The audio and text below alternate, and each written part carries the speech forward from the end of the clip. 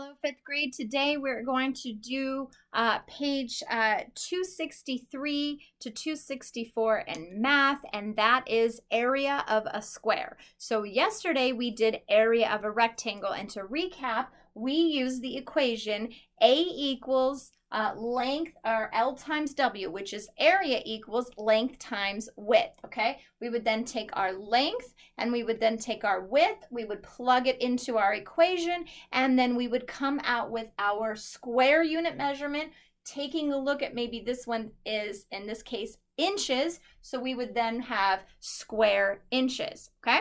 So now we're going to go ahead and do area of a square. Now, one way to express the area of a square is a side times side, okay? So remember, when we had area or perimeter of a square, we do 4 times side because there's 4 sides that are exactly the same, right? Well, now we have area of a square, and we know that if we only have one side, we know that all 4 sides are the same, right? So we would know that this side is 5 feet, which means this side is 5 feet, which means this side is 5 feet, and which means this side is 5 feet, okay? So what we would do is we would then multiply for area of a square, A equals side times side. So we know it's 5, right? Which means 5, 5, and 5. So we're just picking 2 sides. They're all 5, and we're putting it in. Area equals 5 times 5. Area equals 25 square. Take a look at whatever our unit measurement was. This is feet, so square feet. Okay, so if you were to take a look in the box, remember it says area of a square can be found by using A equals S times S. Okay, now that means that you can also write it a little bit differently. And now I'm going to go ahead and turn this over. Here we go. Okay, so we know that our equation is A equals S times S. Okay, now you can rewrite this a little bit different. And for those of you who love learning new math things, you can write it as A equals S squared. Okay, that's what that means. That means you will multiply, and that squared means 2 times. That means S times S. Okay, that's what that means. So yes, if I have a number that says S to the 4th power, I would multiply it S times S times S times S, right? Okay, in this case, we are doing S squared, or S times S. I like doing S times S because when you get into exponent factors, that gets into something you're going to learn in middle school. Hey, let's learn that in middle school, okay? But you can see it for those of you who want to know. Okay. So we're going to go ahead and do area of a square. So remember that what you're trying to do is you're trying to find the inside of a square. And that would be, for instance, if I had a square like this and it was, let's go with not 5 because we just already used that example, but let's go ahead and read 1 and see what it says. Okay, so if you have solved these story problems, it says, Mr. Thomas is planting grass in his front yard. Okay, so here we go, construction. I told you he's construction in math. Okay, his yard is a square that is 30 feet on each side. So we have 30 feet, okay? Now, do I need to write 30 feet, 30 feet, 30 feet? No. If you want to, yes, but you don't have to, as long as you know this is a perfect square and every single side is 30 feet, just like the problem says, okay? How many square feet of grass will he need to plant? So, plug it in. A equals 30 times 30. Now, for those of you who need to know this, you could do it this way, okay? Right? Or for those of you who want to go ahead and multiply 3 times 3, you could do 9, and you need to add 2 zeros, 1 and 2, right? If I were to work this out this way, then I would do this, then I would do this, I would add it together, I would get 900. Same thing. Now, what you can do anytime you have numbers that have like the second number is a 0, so they're like whole numbers like this, you could multiply these 2 together and then add the 2 zeros, then you get 900. Now, is 900 my final answer? No, 900 is not my final answer. You're right. I have to do my unit measurement. square feet, right?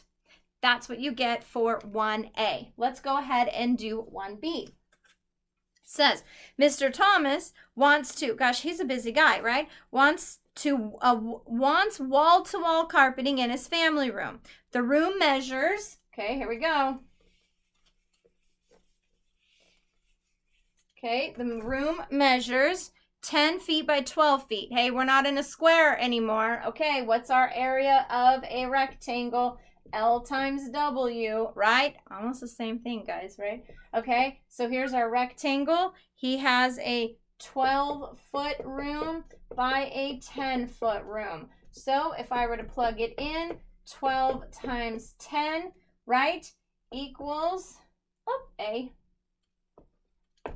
equals, if I need to do it this way, I can, right, to figure it out, okay? Or I can multiply 1 times 12 and then add my 0, which would be 120. 120 what? Square feet, right? Don't forget that, okay? 120 square feet. Now, what it says, to find square yards, divide the square by 9. Right? Because remember, square yards is 3 times 3, right? Because a yard is 3 by 3, right? Then that's times equals 9. So if I wanted to find out, I would divide 120 by 9. So that would be,